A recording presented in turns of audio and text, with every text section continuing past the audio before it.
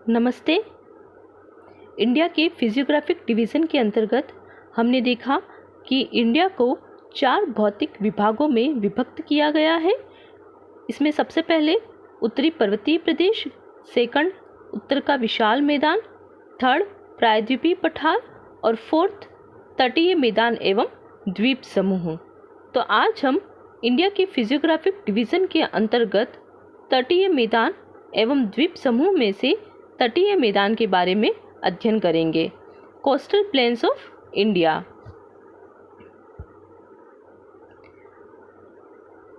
भारत के जो तटीय मैदान है, इसकी बात करने से पहले हमें भारत की तट रेखा को जानना आवश्यक है।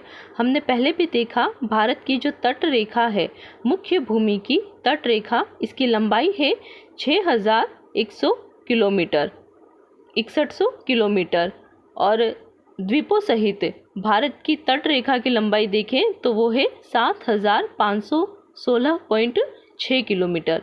यहाँ पर हम जो तटीय मैदान की बात कर रहे हैं वह मुख्य भूमि के तटीय मैदान है। तो जो मुख्य भूमि है उसकी तट रेखा की लंबाई है 6100 किलोमीटर। यह तट रेखा पश्चिम में कच्छ के रण से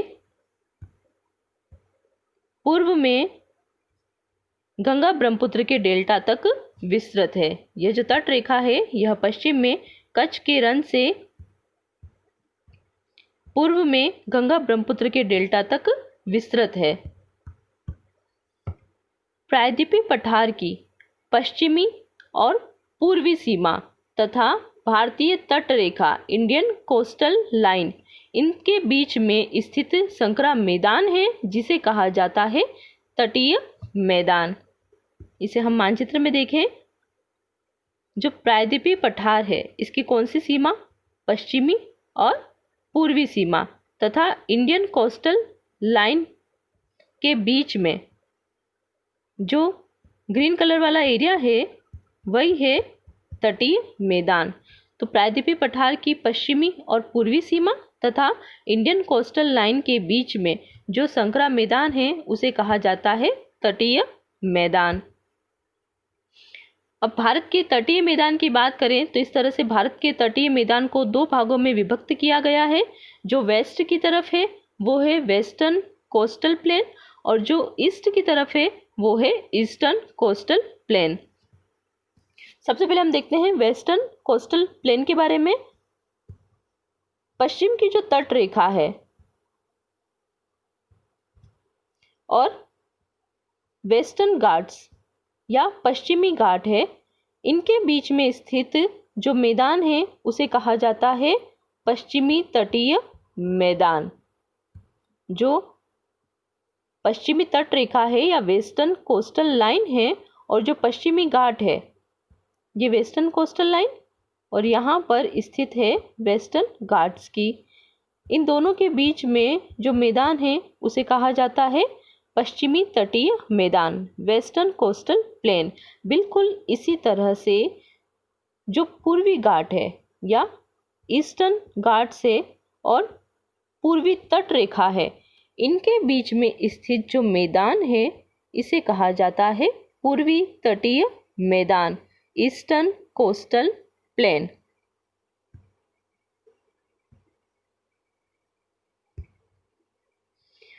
ये जो मैदान है यह या तो समुद्र की क्रिया से बने हैं या फिर ये नदियों के द्वारा निक्षेप क्रिया से बने हैं। समुद्र की लहरों ने या तो इन क्षेत्रों में अपरदन और निक्षेपण से इस मैदान का निर्माण किया है या फिर नदियों ने अपने साथ लाए गए मलबे का या अवसाद का जमाव किया है, जिसकी वजह से इन मैदानों का निर्माण हुआ है। तटीय मैदान में सबसे पहले हम बात करते हैं पश्चिमी तटीय मैदान की, वेस्टर्न कोस्टल प्लेन की। जो वेस्टर्न कोस्टल प्लेन है यह वेस्टर्न घाट्स के पश्चिम में है। जो पश्चिमी घाट है उसके किस ओर है? ये पश्चिम की ओर है। यह कच्छ की खाड़ी से कन्याकुमारी तक फैले हुए हैं। जो पश्चिमी तटीय मैदान है यह कच्छ की खाड़ी से कन्याकुमारी तक फैले हुए हैं।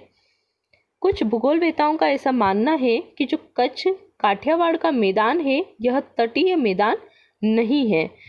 इस हिसाब से अगर हम देखें, इस अनुसार अगर हम देखें तो जो पश्चिमी तटीय मैदान है यह वास्तव में सूरत से कन्याकुमारी तक फैला हुआ है। इस मत के अनुसार जो पश्चिमी तटीय मैदान है यह वास्तव में सूरत से कन्याकुमारी तक फैला हुआ है और इसकी लंबाई है 1500 किलोमीटर।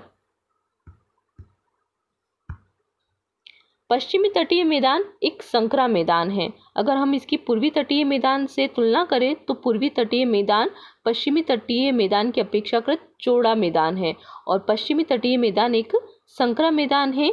इसकी औसत चौड़ाई केवल 64 किलोमीटर है, 64 किलोमीटर है। पश्चिमी तटीय मैदान की जो चौड़ाई है वह उत्तरी भाग और दक्षिणी भाग में अधिक है और मध्यवर्ती भाग में इसकी चौड़ाई कम है। पश्चिमी तटीय मैदान की जो चौड़ाई है वो उत्तरी और दक्षिणी भाग में अधिक है तथा मध्यवर्ती भाग में इसकी चौड़ाई कम है। पश्चिमी तटीय मैदान अधिक कटा-फटा मैदान है।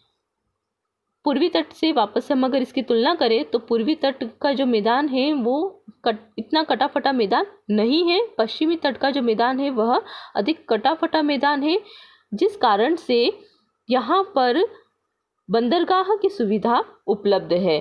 क्योंकि पश्चिमी तटीय मैदान अधिक कटा-फटा है जिसके कारण यहाँ पर बंदरगाह की सुविधा उपलब्ध है, जैसे कि मार्मागांव बंदरगाह, मंगलोर बंदरगाह और कोची बंदरगाह यहाँ पर पाए जाते हैं। पश्चिमी तटीय मैदान को निम्नलिखित भागों में विभक्त किया जाता है। सबसे पहले काठियावाड़ का मैदान। ये जो मैदान है यह गुजरात में स्थित है। काठियावाड़ का मैदान जो कि गुजरात राज्य में स्थित है। नेक्स्ट है, बात करते हैं हम कोंकण के मैदान की। कोंकण का मैदान उत्तर में दमन से लेकर के दक्षिण में गोवा तक विस्तृत है और इसकी जो लंबाई है वह है 500 किलोमीटर। जो कोंकण का मैदान है वह उत्तर में दमन से लेकर के दक्षिण में गोवा तक फैला हुआ है। इस मैदान में कई छोटी छोटी नदियां बहती है और ये जो मैदान है यह काफ़ी कटा-फटा मैदान है। यहाँ पर कई प्राकृतिक बंदरगाह भी पाए जाते हैं। कोंकण के मैदान के बाद नेक्स्ट है कन्नड़ मैदान। कन्नड़ का मैदान गोवा से मंगलोर तक फैला हुआ है। जो कन्नड़ मैदान है यह गोवा से मंगलोर तक विस्तृत है और इसकी लंबाई है 225 किलोमीटर। नेक्स्ट मालाबार तट, मालाबार प्लेन। जो मालाबार तट है यह मंगलोर से कन्याकुमारी तक फैला हुआ है और इसकी लंबाई है 500 किलोमीटर। मंगलोर से कन्याकुमारी तक का जो तट है वह कहलाता है मालाबार तट। मालाबार तट का अधिकांश भाग आता है केरल राज्य में। मालाबार तट का अधिकांश भाग केरल राज्य में आता है। मालाबार तट में अनेक संकरे लेगून मिलते हैं। लेगून खारे पानी की झील है। लेगून किसे कहते हैं? लेगून खारे पानी की झील होती है। लेगून पाई जाती है स्थलीय भाग में, तट के पास में। जो समुद्र तट है वहाँ पर लेगून पाई जाती है। इसका निर्माण तब होता है जब समुद्र का जो जल है वह स्थल के आंतरिक भाग में प्रवेश कर जाता है और उसके बाद जिस झील का निर्माण होता है तो उसे कहा जाता है लेगून। इसे हम डायग्राम के माध्यम से समझते हैं। यह है स्थलीय क्षेत्र और यह है सागरीय क्षेत्र। जब सागरीय जल का स्थलीय भाग में प्रवेश हो जाता है और इससे जिस झील का निर्माण होता है उसे कहा जाता है लेगून। लेगून का कोई न कोई भाग समुद्र से जुड़ा हुआ होता है, मतलब कि समुद्र से लेगून झील में प्रवेश किया जा सकता है, लेकिन कभी कभी उस भाग पर बालू का जमाव हो जाता है जिस वजह से लेगून का संपर्क सागर से टूट जाता है। तो इस तरह से अगर हम देखें तो लेगून क्या हुआ, लेगून खारे पानी की झील है। कयाल, कयाल केरल में लेगून को स्थानीय भाषा में कयाल कहते हैं। तो कयाल क्या है, कयाल भी लेगून ही है, जो कि केरल में लेगून को कयाल कहा जाता है। यह मालाबार तट की विशेष स्थलाकृति है। कयाल में मछली पकड़ने और अंतःस्थलीय नौकायान जो है वो की जाती है। तो कयाल में मछली पकड़ने और अंतःस्थलीय नौकायान के लिए इसको उपयोग में लिया जाता है। केरल की प्रसिद्ध झील है वेम्बनाड झील, जहां पर प्रसिद्ध नौकायान का आयोजन होता है। कयाल पर्यटकों के लिए आकर्षण के केंद्र भी होते हैं। नाउ नेक्स्ट हम बात करते हैं पूर्वी तटीय मैदान की, ईस्टर्न कोस्टल प्लेन के बारे में। पूर्वी घाट और पूर्वी तट के बीच में स्थित जो मैदान है उसे कहा जाता है पूर्वी तटीय मैदान। पूर्वी घाट और पूर्वी तट रेखा, पूर्वी तट के बीच में स्थित जो मैदान है इसे कहा जाता है पूर्वी तटीय मैदान, ईस्टर्न कोस्टल प्लेन। पूर्वी तटीय मैदान स्वर्ण रेखा से कन्याकुमारी तक फैला हुआ है। जो पूर्वी तटीय मैदान है वह स्वर्ण रेखा से कन्याकुमारी तक फैला हुआ है।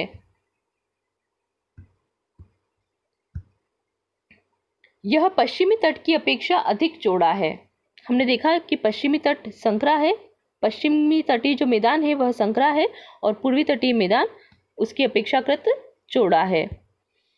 पूर्वी तटीय मैदान की चौड़ाई कहीं कहीं पर 200 किलोमीटर से भी अधिक है, परंतु कहीं कहीं इसकी चौड़ाई 32 किलोमीटर रह जाती है। पूर्वी तटीय मैदान का निर्माण किया है महानदी, गोदावरी, कृष्णा और कावेरी नदियों के डेल्टाओं ने। तो इस तरह से डेल्टा निर्मित होने के कारण पूर्वी तटीय जो मैदान है यह बड़ा ही उपजाऊ मैदान है। पूर्वी तट का जो उत्तरी भाग है यह कहलाता है उत्तरी सरकार तट, नॉर्दर्न सरकार, और जो दक्षिणी भाग है वो कहलाता है कोरोमंडल तट।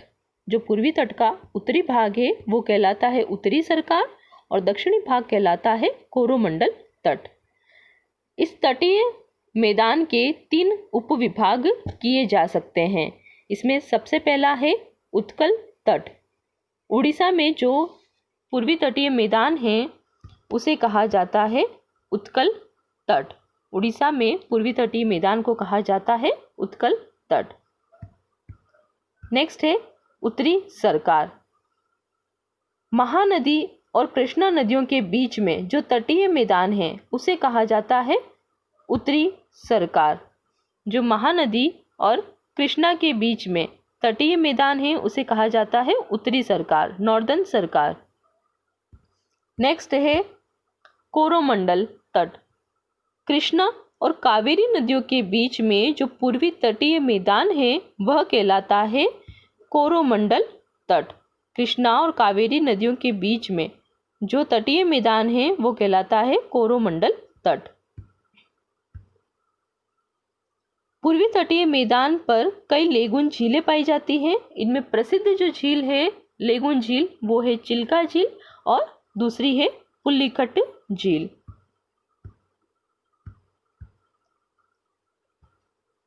अब हम बात करते हैं तटीय मैदान के महत्व की। तटीय मैदान पर अनेक व्यावसायिक उपजें जो है वो ली जाती हैं, जैसे कि यहाँ पर नारियल, काजू, सुपारी, रबड़ और ताड़ की जो कृषि है वो यहाँ पर की जाती है। तो नारियल, काजू, सुपारी, रबड़ और ताड़ तटीय मैदानी भागों की प्रमुख व्यावसायिक फसलें हैं। इसी तरह से यहाँ पर नारियल पर आधारित अनेक व्यवसाय प्रचलित हैं और खाद्यान्नों में अगर हम देखें तो खाद्यान्नों में यहाँ पर चावल की कृषि की जाती है।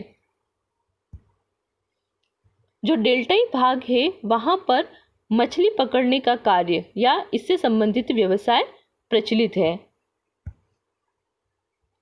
देश के प्रमुख पतन इन्हीं तटों पर स्थित है। केरल तट पर, जो केरल तट पर बालू स्थित है, उस बालू में बहुमूल्य मोनोजाइट खनिज की प्राप्ति होती है तथा पूर्वी और पश्चिमी तटों पर नमक के निक्षेप भी प्रचुर मात्रा में प्राप्त होते हैं।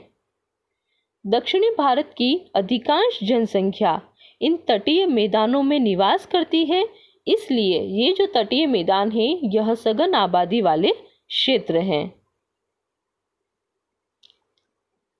धन्यवाद।